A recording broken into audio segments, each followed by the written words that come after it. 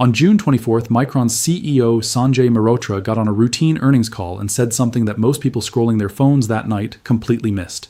He said Micron currently has no line of sight on when memory supply will ever catch up with AI demand. Not this year, not next year. He pointed to fiscal 2028, before new factories even start adding meaningful output. The market's reaction was immediate. Micron stock jumped double digits. Revenue had quadrupled year over year to over $41 billion. Every major outlet ran the headline. Here's what almost nobody covered. Micron isn't the only company sitting inside this shortage. It's not even the only memory company. Behind that one headline is an entire web of businesses, some making the flash storage in your phone, some making the switches that move AI data between chips, some testing memory before it ships, some literally cooling the servers this whole industry runs on. Today on Future AI Stocks, I'm John A.G., and we're going past the NVIDIA and Micron headlines to look at 5 companies most investors have never researched, each one plugged directly into a different bottleneck inside the AI build-out. This video is for educational and entertainment purposes only. I am not a financial advisor. Nothing in this video is financial advice. Always do your own research before making any investment decisions. Every investor already knows the NVIDIA story. Fewer people understand what's happening 1 or 2 layers underneath it. On that same June 24th call, Micron's team said something else worth repeating. Memory supply growth depends on brand new factories, and those take years to build, need specialized workers, and face long permitting timelines. Their own words were that the industry has no clear visibility into when supply and demand rebalance, and they expect the shortage to persist well beyond 2027. Research firm Gartner has projected non-flash pricing could climb as much as 234% in 2026 alone, driven by manufacturers redirecting production capacity toward AI infrastructure and away from everyday consumer memory. That single dynamic, supply that can't be built fast enough, chasing demand that keeps climbing, is creating ripple effects across storage, networking, chip testing, and even data center cooling. 5 companies sit directly in that ripple. Let's start with the one that's been the best performing stock in the entire S&P 500 this year. Stock 1, SanDisk, ticker SNDK. In one sentence, they make the high-density flash memory and enterprise SSDs that data centers need to feed information into AI chips fast enough to actually use it. Here's the backstory in case you missed it. SanDisk spun off from Western Digital just over a year ago. On its own, focused purely on flash, the timing turned out to be extraordinary, right as the NAND flash market flipped from oversupplied to critically short. The numbers here are genuinely hard to believe. Fiscal Q3 2026 revenue came in at $5.95 billion, up 251% year over year and 97% sequentially. Data center revenue alone jumped 233% in a single quarter. Non-GAAP gross margin sits at 78.4%. But the number that matters most for the long-term thesis isn't the quarter, it's the contracts. SanDisk has locked in roughly $42 billion in multi-year AI-related supply agreements, backed by more than $11 billion in financial guarantees, running through at least 2028. Management calls this their new business model, shifting away from the boom-bust pricing swings that have historically defined memory investing toward fixed, contracted, multi-year revenue visibility. They also extended their flash manufacturing joint venture with Kioxia through 2034. And authorized a $6 billion share buyback program funded by free cash flow. For context on the stock itself, SNDK has been the top performing name in the entire S&P 500 in 2026, up several hundred% from where it started the year, largely on the back of this exact NAND shortage story. Now, the risk side, and it's real. This stock trades at a demanding valuation relative to its revenue, and the memory industry has a long history of boom-bust cycles, meaning today's tight supply can eventually turn into oversupply if pricing incentivizes too much new capacity at once. There was also a lockup expiration earlier this year that released a batch of insider and Western Digital-held shares into the market, which is worth watching for potential selling pressure. Analysts are largely constructive here, but this is a name that requires you to have real conviction in the multi-year duration of this shortage, not just the current quarter. Stock 2, Marvell Technology, ticker MRVL. Here's the plain English version of what they do. Modern AI data centers aren't just one giant computer, they're tens of thousands of chips that all need to talk to each other constantly at enormous speed. Marvell builds the custom silicon and optical networking components that manage that traffic. Think of a single AI chip as one incredibly fast worker. Marvell builds the hallways, the doors, and the intercom system that let thousands of those workers coordinate without the whole building grinding to a halt. The most recent quarter tells the story. Record revenue, driven heavily by a 76% year-over-year jump in data center segment revenue tied directly to AI infrastructure buildouts. Management has since raised its own forward guidance meaningfully, projecting close to $11.5 billion in revenue for the current fiscal year and around $16.5 billion the year after, both representing roughly 40 to 45% growth. Custom silicon is the specific piece analysts are watching most closely. This is where Marvell designs application-specific chips for individual hyperscale customers rather than selling off-the-shelf products. That segment alone generated roughly $1.5 billion in the last fiscal year, with more than 20% growth expected to continue. In June, Marvell unveiled its Teralynx T100, described as the industry's first 102.4 terabit per second switch chip built specifically for AI and cloud data centers. Around the same time, NVIDIA disclosed a roughly $2 billion investment into Marvell, and CEO Jensen Huang publicly referred to Marvell during a keynote as a candidate for the next trillion-dollar company conversation. Marvell was also added to the S&P 500 in late June. Now the honest caveats. This stock has already moved significantly, up well over 200% in 2026 alone, and some analysts have flagged the valuation as priced for perfection, meaning expectations are already high, and any stumble could hit the stock hard. Marvell has also posted negative single-day stock reactions after several recent earnings beats, which tells you the market has gotten picky about the details of the guidance, not just whether they beat. There's also been notable insider selling recently, including from the outgoing CFO, and gross margin guidance actually points to some compression ahead, not expansion. This is a high-growth story trading at a high expectations price. Stock 3. Seagate Technology, ticker STX. If SanDisk is about fast retrieval, Seagate is about mass storage, the enormous hard drives that archive everything an AI system generates and trains on, long-term, at a fraction of the cost of flash. Seagate's CEO Dave Mosley has been direct about this on recent calls, saying AI is driving a structural shift in how much data the world needs to store.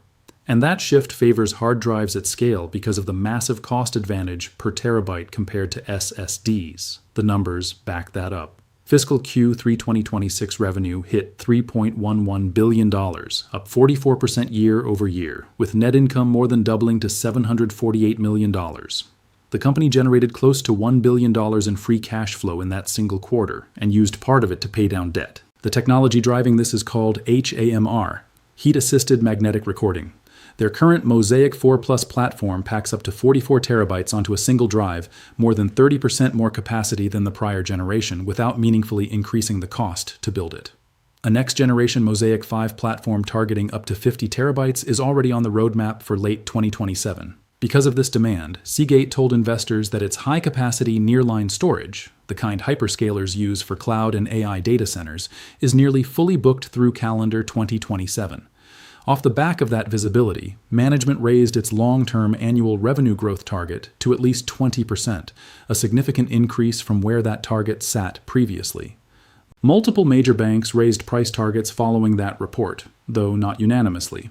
Some research desks now see the stock's re-rating as largely priced in given how far it's already run this year, with certain price targets sitting modestly below where the stock currently trades. There's also been a wave of insider selling disclosed in recent filings, and the company recently agreed to a settlement related to a legal dispute over past hard drive sales. None of that erases the demand story, but it does mean this is not a risk-free continuation of the trend, and the size of the move already priced in matters for anyone researching an entry point. Stock 4. FormFactor, ticker Form. Nearly nobody outside the semiconductor industry has heard of this company, which is exactly the point of a video like this one. Here's what they actually do. Before any high-bandwidth memory chip, the kind stacked inside NVIDIA and AMD's AI accelerators, gets shipped to a customer, it has to be tested. FormFactor builds the specialized probe cards that make that testing physically possible, checking every layer of these incredibly dense, stacked memory chips for defects before they leave the factory. As HBM has gotten more complex, more layers stacked, more connection points per chip, The testing itself has become more difficult and more frequent, which is a direct tailwind for a company whose entire business is testing equipment. The most recent quarter set a company record for the second consecutive period. Revenue came in at $226.1 million, up 32% year over year, driven specifically by rising demand for HBM-related probe cards as HBM4 begins its production ramp. Management's guidance for the following quarter came in meaningfully ahead of what analysts had modeled, with expected revenue around $240 million. The company has also been added to the Russell 1000 index as of late June, reflecting its growing market presence. Now, the risk that deserves real attention here. FormFactor's customer base is concentrated. SK Hynix alone represented close to 30% of one recent quarter's revenue, and their top three customers combined, including Intel and NVIDIA, made up nearly 40% of total sales. That's a lot of dependency on a small number of relationships. The company is also absorbing real restructuring costs and startup expenses tied to a new Texas manufacturing facility, and one segment of their business, legacy testing systems, actually declined double digits in the same period everything else grew. This is a name where the HBM story is genuinely strong, but the customer concentration is the number every serious investor should be tracking each quarter. Stock 5. Modine Manufacturing, ticker MOD. This one used to be a fairly unglamorous auto parts and industrial heat transfer company. It is quietly becoming something very different. The plain English version, the AI servers packed into today's data centers generate an extraordinary amount of heat, far more than traditional air conditioning can handle efficiently. Modine builds the liquid cooling systems and chillers that keep those racks from overheating and shutting down. Their most recent quarterly results made that shift obvious. Net sales rose 47% year over year to $954.4 million, with growth driven almost entirely by their climate solutions segment and, within that, data center cooling specifically. For the full fiscal year, Climate Solutions segment sales grew 43%. The headline of that report, though, was a long-term agreement, a contract worth more than $4 billion for chiller and cooling product sales with a major hyperscale data center customer, running from 2027 through 2029, backed by a $165 million upfront payment. That kind of multi-year capacity reserving contract gives a much clearer window into future revenue than a typical quarter-to-quarter industrial business normally has. Following that report, Modine issued fiscal 2027 guidance calling for net sales growth of 20% to 35%, alongside plans to spin off its older performance technologies business, combining it with Gentherm, so the remaining company can focus more squarely on climate and data center cooling. Several banks raised price targets afterward, including UBS moving its target from $310 to $355 while maintaining a bullish rating. The company has also been opening new dedicated data center cooling manufacturing capacity, including a recently opened facility in Wisconsin as part of a broader multi-year expansion plan. Here's the balanced view on the risk. Some valuation models have flagged Modine as trading well above estimated intrinsic value following this run, and there's been continued insider selling over the past year with no offsetting insider buying disclosed. There's also a concentration risk worth naming directly. A meaningful chunk of the growth story is now tied to one very large long-term agreement with one hyperscale customer. If that customer's own AI infrastructure spending plans change, Modine would feel it. Strong story, real contract, real risk concentration, all three are true at once. Before we wrap up, let's zoom out, because no research video is complete without being honest about what could go wrong. Risk 1. This entire theme rests on the assumption that AI infrastructure spending keeps growing at its current pace. If major hyperscalers like Microsoft, Google, Amazon, or Meta meaningfully slow their capital spending, every single company on this list would feel it, some more than others. Risk 2. Memory and storage have always been cyclical industries. Micron itself has said supply constraints could persist for years, but history shows that shortages eventually attract enough new capacity to flip into oversupply. That has happened before in this exact sector. Risk 3. Several of these stocks have already had extraordinary runs in 2026. A lot of good news may already be reflected in current prices, which raises the bar for what good enough looks like in future earnings reports. Risk 4. Concentration. Whether it's FormFactor's dependence on a handful of large customers or Modine's reliance on one major contract, A handful of these names carry real customer concentration risk that's worth tracking every single quarter. These aren't reasons to dismiss the theme. They're reasons to actually read the earnings reports instead of just watching the stock charts. Here's the frame to take away from today. Nvidia and Micron get the headlines because they're the biggest, most visible names in AI hardware. But underneath them sits an entire supply chain of specialized companies, each solving one specific bottleneck: SanDisk, fast flash memory, and enterprise storage. Marvell, the networking and custom silicon that connects AI chips together. Seagate, mass-scale archival storage for AI-generated data. FormFactor, the testing equipment that catches defects before HBM ships. Modine, the cooling infrastructure that keeps it all from overheating. None of these are recommendations to buy anything. They're 5 starting points for your own research into where the next layer of the AI story might be sitting. That's the breakdown. 5 companies most investors have never looked at, each one plugged into a different piece of the same AI infrastructure shortage that just sent Micron's stock flying. If this gave you 5 new names to actually go research, hit that like button. It helps this channel reach more people who want real analysis instead of noise. Comment below and let me know which of these 5 surprised you the most. And if you haven't subscribed yet, now's the time. Hit the bell too. I'll see you in the next one.